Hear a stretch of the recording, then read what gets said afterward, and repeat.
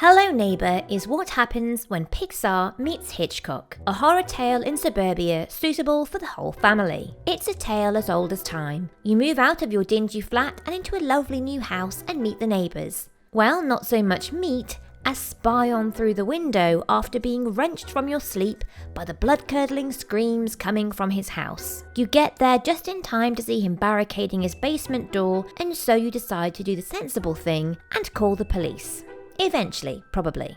It's about priorities, and the first order of business is to make his ours. It's a first-person stealth horror game that pits you against an adaptive AI which has apparently been programmed to gleefully revel in your failure. Every time you get caught breaking into his house, your neighbour sets up traps and beefs up surveillance, changing its patterns in an effort to keep you out.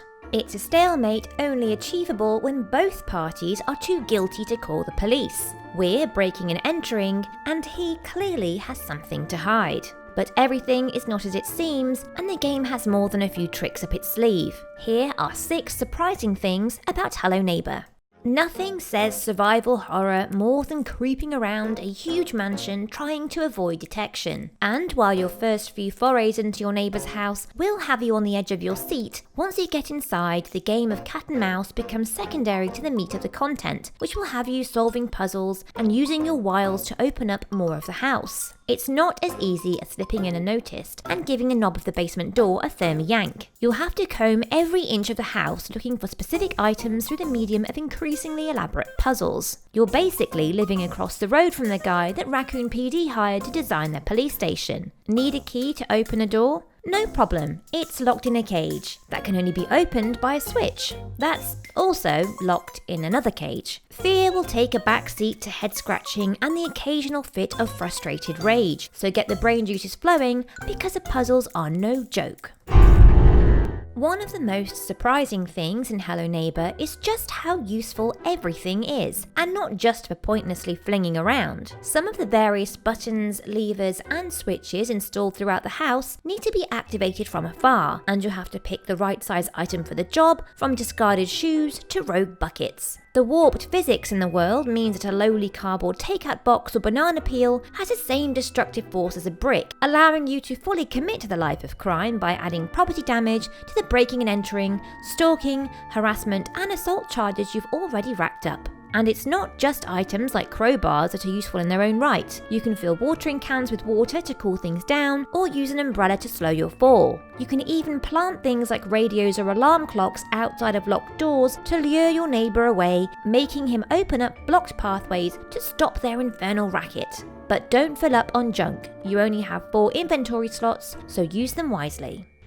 It's easy to paint yourself as the good guy in video games, but who's really the one in the wrong here? If you weren't such a light sleeper with a sense of hearing so good it verges on a super ability, this poor man could be relaxing with a glass of wine of an evening, rather than patrolling his property because the new guy on the block keeps smashing his windows and running around his house touching his stuff. He even goes so far as to install cameras as a deterrent. He means business. But despite all of that, and even when he inevitably catches up with you, all he does is deposit you back at your house. It's not like Alien Isolation or Outlast, where you're dragged from your hidey hole and bludgeoned or nibbled to death. The nameless neighbour would be well within his rights to rough us up a bit, but miraculously keeps his cool. It's almost like there are no consequences for being a little hoodlum these days. Before you can even think about tackling the house's puzzles, you'll have to get inside first. While there may be no consequences to your person for getting caught, you'll still want to avoid it because as soon as you tip your hand to the AI, it looks into the very depths of your soul and proceeds to predict your every move, lurking around the area of the house you desperately need to investigate. It lays traps like buckets over doors, boards up windows after you've smashed your way through them one time too many, and sticks up surveillance cameras to monitor the well-trodden paths you forge through its house. It'll even go so far as to dive through the glass of its own windows to put an end to your snooping around, which is just as terrifying as you'd imagine. A man who'll destroy his own property to get to you is not to be trusted. If you get caught too many times, you'll have to find a new route into the house, or find a way to distract the AI long enough to slip back in unnoticed. But he will come for you, slowly but surely, like a sweater vest wearing Terminator.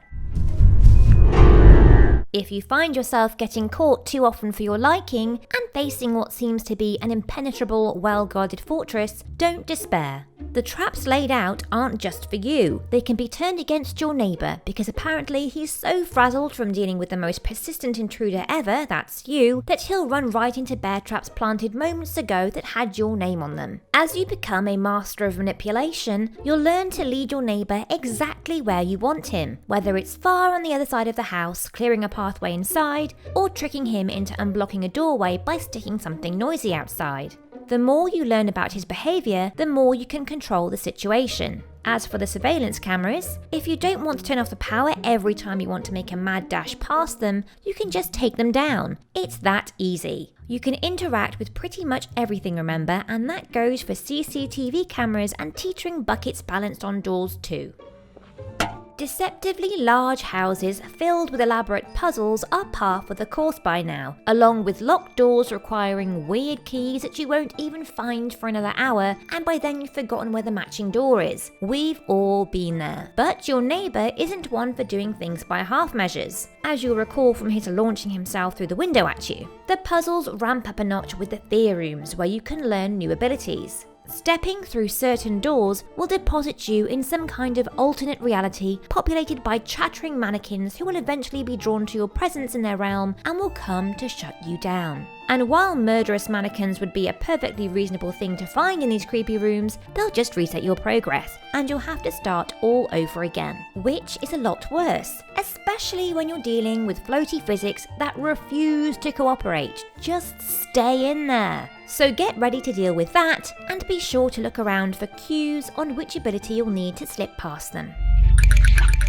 Despite being an abject coward when it comes to even slightly scary games, Hello Neighbour was perfectly manageable. Perhaps it was that disarming mustache or fetching tank top, but the neighbour didn't pose as much of a threat. He actually became more of a nuisance after a while. Juggling, puzzle solving, and dealing with the sometimes infuriating physics is a frightening enough prospect on its own without having to drop everything and hop into the nearest cupboard to avoid getting thrown out on your ear for being a reprobate. Let us know if you'll be picking up Hello Neighbour and what you thought of the game if you've already had a dabble through early access. As always, like this video if you enjoyed it, subscribe to Logitech G for more weekly content, and thanks for watching.